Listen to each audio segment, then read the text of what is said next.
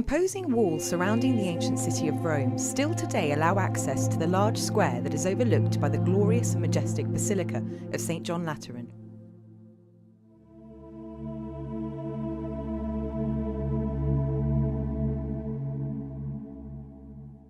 It is probable that in the centre of the area in front of the churchyard there once stood a Roman domus, which then became an ecclesiae domus, a papal residence.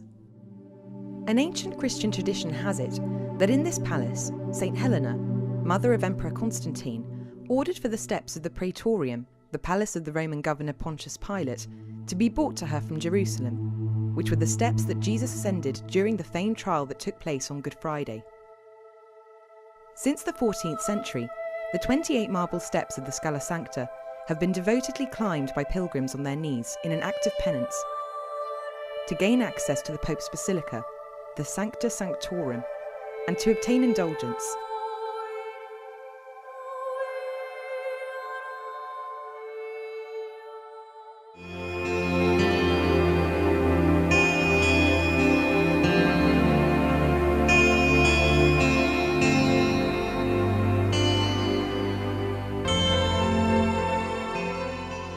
Today, the Scala Sancta is in Rome and is the most visited site by religious followers after the Vatican. It is ascended on one's knees in prayer, turning one's thoughts to the Passion of Christ.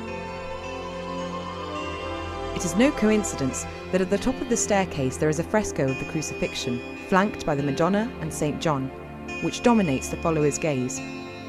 At the summit, there is an opening, protected by heavy grating, permitting the viewing of the image of the Acheropita inside the Sancta Sanctorum.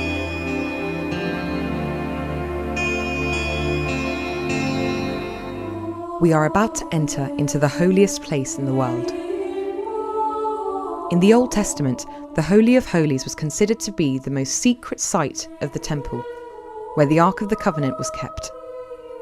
It was only accessible to the high priest, and only on the day of Yom Kippur, for the incense offering. In Christian tradition, the term refers to an inaccessible site. Since the Dark Ages, it was the private oratory of the pontiffs in the Patriarchio.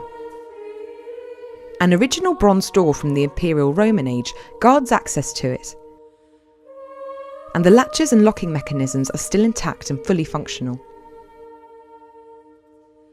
The entrance is embellished by marble that Pope Sixtus V requested around the original door. Let's enter.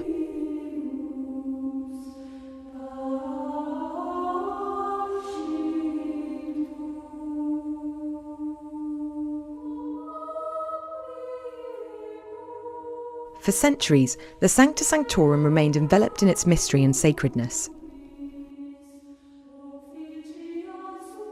We know that it was painted in the 1200s, but that it has lost all traces of the paintings that were so very ancient and valuable. What appeared after the restoration is a great pictorial cycle of exceptional quality. There are 8 separate scenes, 2 per wall, separated by a window.